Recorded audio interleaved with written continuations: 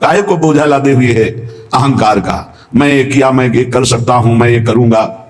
अरे अपने आप को प्रभु के चरणों की शरण में दे दे और कर्तव्य का पालन करते हुए भगवत स्मरण कर, बड़ा भला हो जाएगा।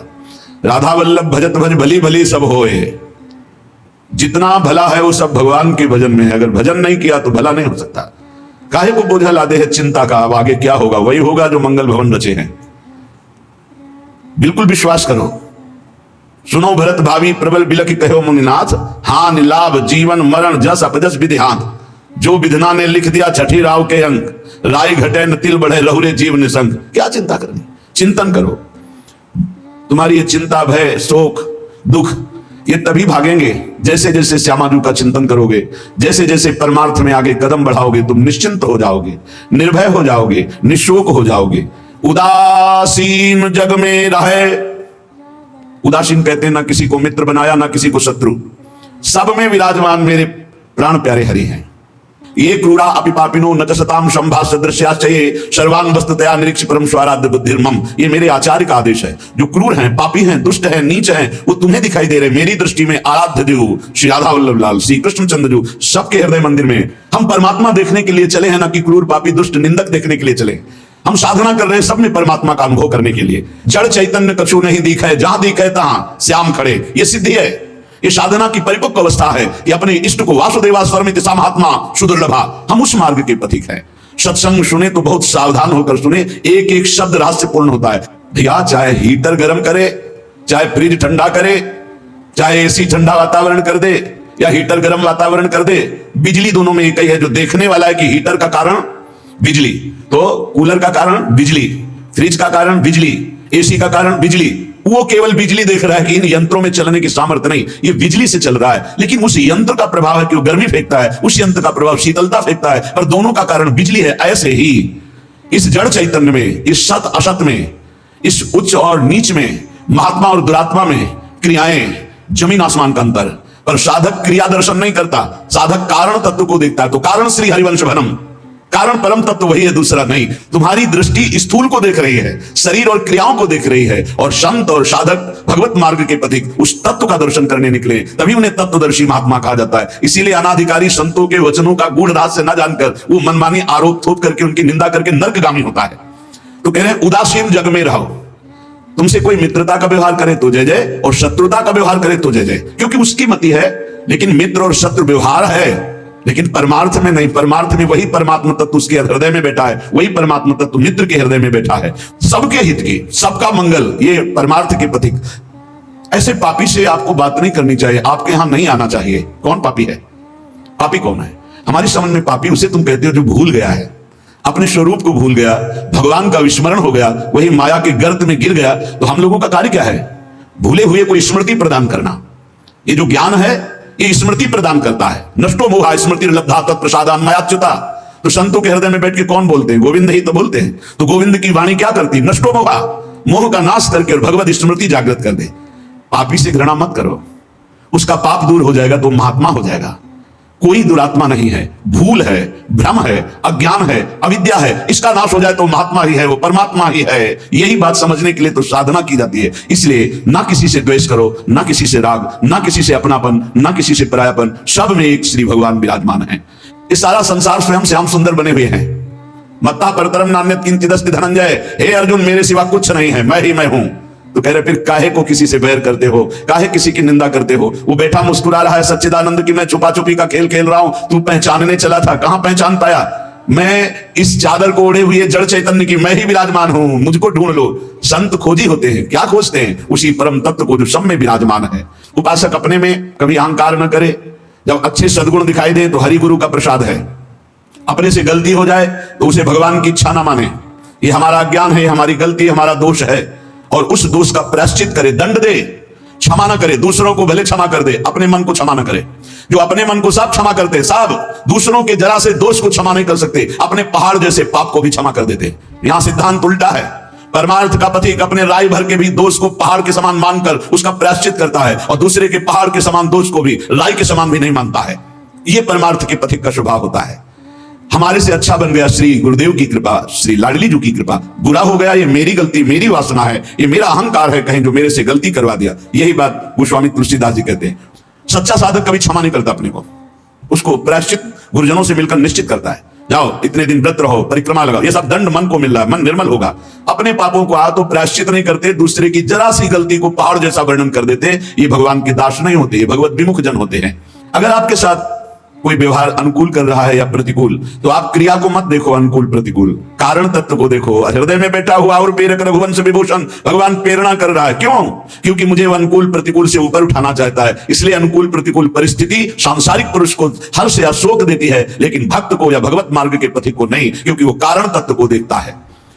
तब ये तिरस्कार अपमान निंदा देते हैं।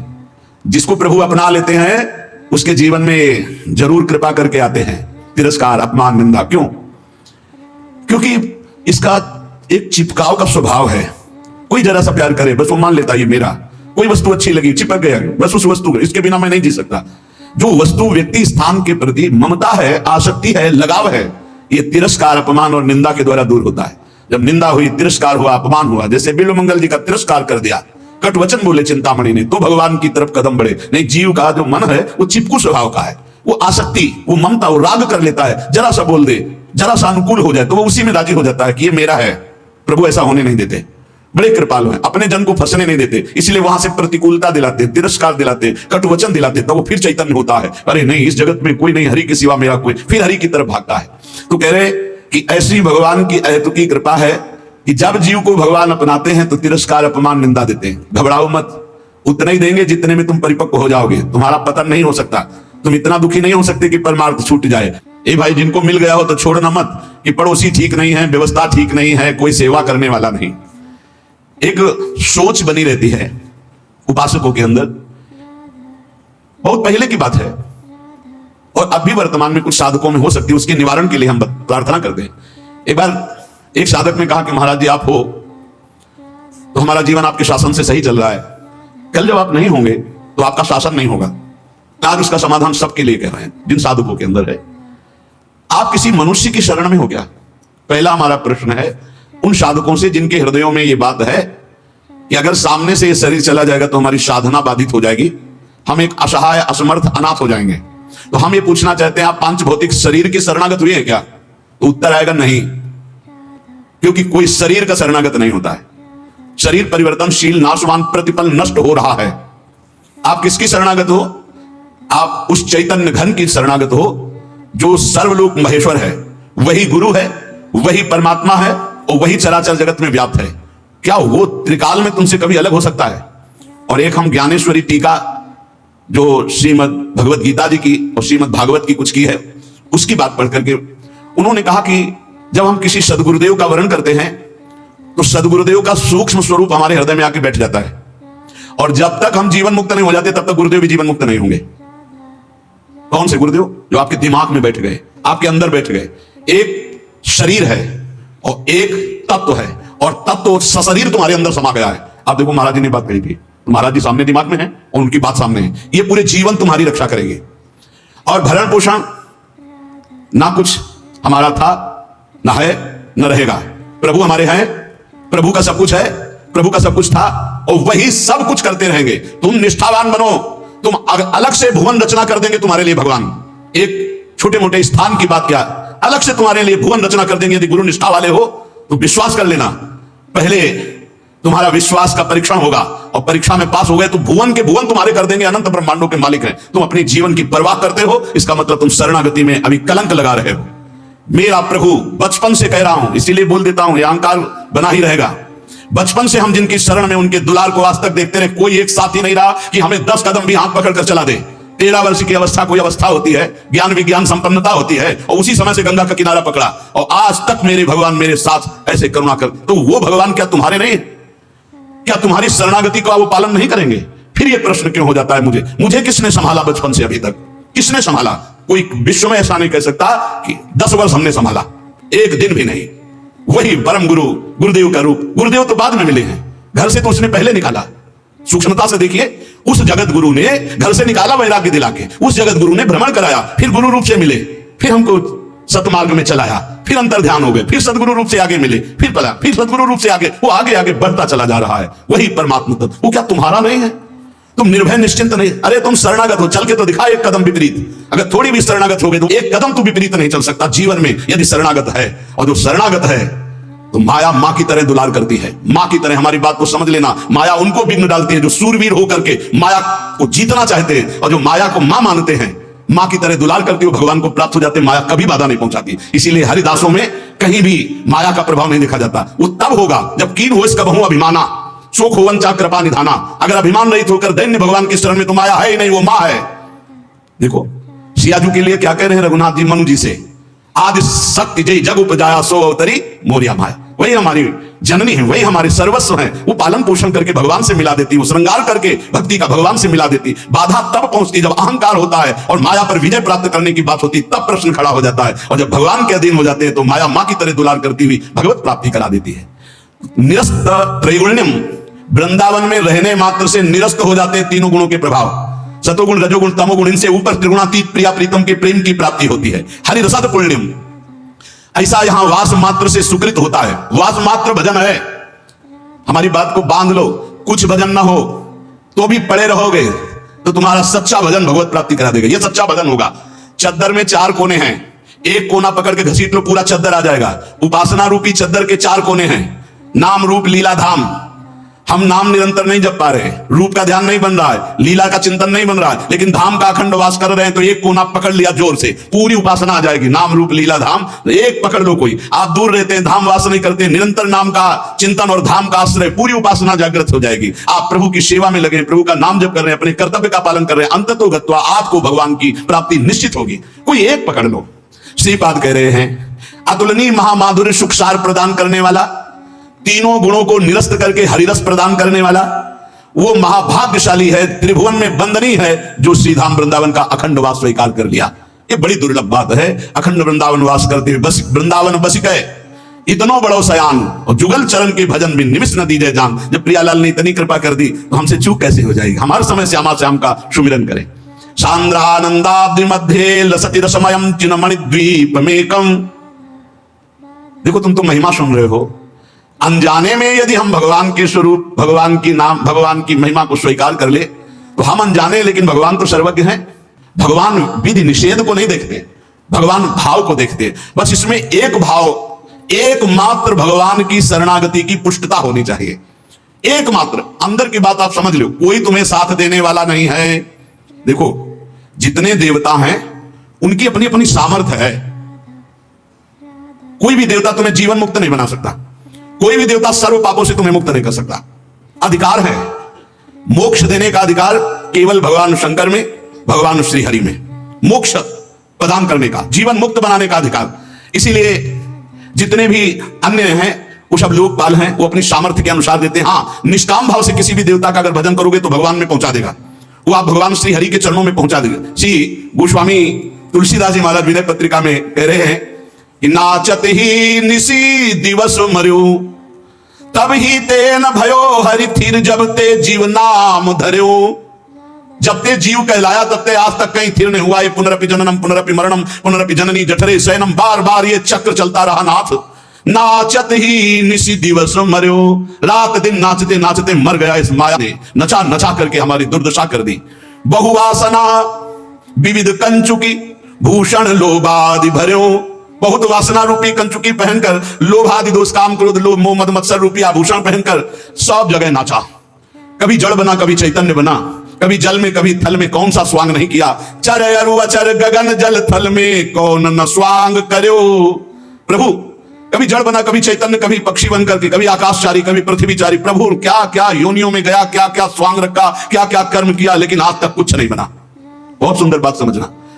देव धनुज मुनि नाग मनुज नहीं जाचत को उबर्यो, मेरो दुषा दरिद्र दोष दुख काहू तो न हर्यो। नाचत ही निशि दिवस मर्यो। प्रभु देवता दैत्य मुनि नाग मनुष्य आदि कोई भी ऐसा नहीं बचा जिसके आगे मैंने हाथ ना फैलाया, परंतु इनमें से किसी ने आज तक मुझे सहयोग नहीं दिया कि मेरा दारुण दुख हर ले, मेरी दरिद्रता हर ले, मेरा दोष हर ले, मेरा भय हर ले, मेरी चिंता हर ले, मेरा दुख हर ले। प्रभु देखो कहने कोई भी देवता एक सीमित शक्ति है, देवता एक सीमित शक्ति है, भगवान असीम बलशाली अनंत महिमाशाली है। किसी ने मेरो दुषा दरिद्र दोष दुख काहू तो न हर्यो, थके नयन पद पान सुमति बल संग सकल बिछुर्यो, अब रघुनाथ शरण आयोजन भव भय विकल डर्यो। प्रभु मेरे नेत्र, मेरे पैर, मेरे हाथ, मेरी सुंदर बुद्धि, बल सब लगाकर हार गया, पर काम क्रोध लोभ मोह मद मत्सर वासना इन पर विजय प्राप्त नहीं हो पाई। और कोई भी देवता सहयोग नहीं किया, मनुष्य सहयोग नहीं किया, कोई भी धनुज, कोई भी सहयोग मेरा नहीं किया कि मेरी ये दरिद्रता, मेरा चिंता, शोक, भय, दुख दूर हो जाए। जिस जिससे प्यार किया सब बिछुड़ गए, सब छोड़कर चले गए। अब तो हे रघुनाथ जी, संसार के भय से व्याकुल होकर एकमात्र आपकी शरण में आया हूं। पर एकमात्र बात समझनी है, हे हरि, हे रघुनाथ जी, मैं आपकी शरण में आया हूं। लेकिन कमी यह है कि जेहि गुण ते बस हो रीज कर, सो मोहि सब बिसर्यो, तुलसीदास निज भवन द्वार प्रभु दीजय रहन पर्यो। हे नाथ, जिस गुण पर आप रीझते हो वो तो मेरे में है नहीं, दैन्यता, दैन्यता। यही दरबार दीन को आदर रीत सदा चली आई, यही दीन प्यारे वेद पुकारे द्रवो श्री भगवाना। पर प्रभु बड़ी भूलें हम में हैं, बड़ी कमियां हम में हैं, पर अब आपके दरबार को छोड़कर दूसरे द्वार पर नहीं जाने वाले। ये खास बात है।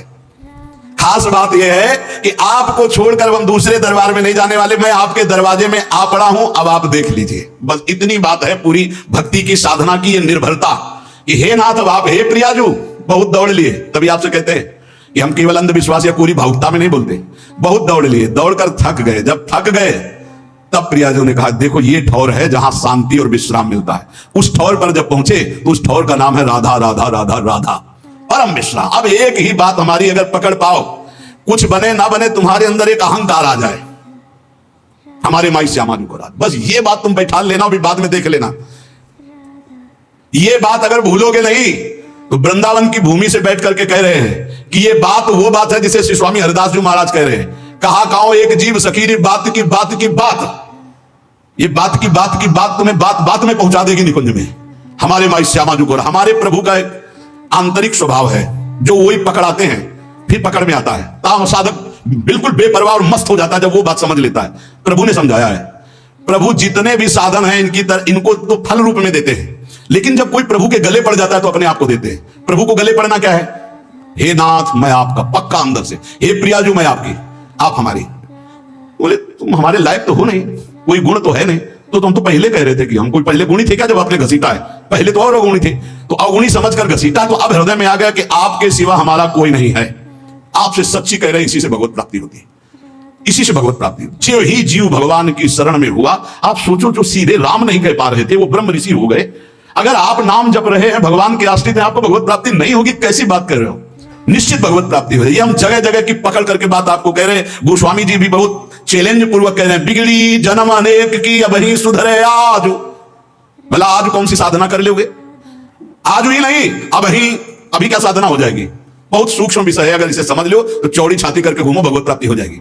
बिगड़ी जन्म अनेक की अब ही सुधरे आज, आज वो अभी सुधर जाएगी, अभी भगवत प्राप्ति के तुम लायक हो गए। क्या हो राम को हाथ उठा के कहता हूं कि मैं प्रियाजू का हूं, बस प्रियाजू की योग्य नहीं हूं, पक्की बात है। हमने कोई साधना का सर्टिफिकेट नहीं कि हम अपनी पात्रता साबित कर सके, नीच हूं, अदम हूं, पर मैं अपनी प्रियाजू का हूं, पक्का भगवत प्राप्ति। बिगड़ी जन्म अनेक की अब ही सुधरे आज, हो राम को पहली शर्त। अब जितना जीवन बता, नाम जप, राधा राधा राधा, तुलसी तज कुसुमाज, नाना प्रकार के विकारों का त्याग हो जाएगा जिस समय तुम भगवान की शरण में होकर नाम जप करोगे। ये बहुत सब शास्त्रों की सार बात है, हृदय में जो आनंद उमगता है। अच्छा, जैसे ये कहा जाता है कि आप में ये कमियां हैं, हमें बताओ, शरणागति की उच्च कोटि की अवस्था का नाम है अजात पक्षायु मातरम खगा। बहुत ध्यान से सुनना, शरणागति की उच्च अवस्था का नाम है अजात पक्षायु मातरम खगा, अर्थात वो पक्षी जिसके पंख नहीं निकले, वो घोंसले में बैठे केवल मां की बाट जो होता रहता है, वो कौन सा उड़कर साधन करेगा?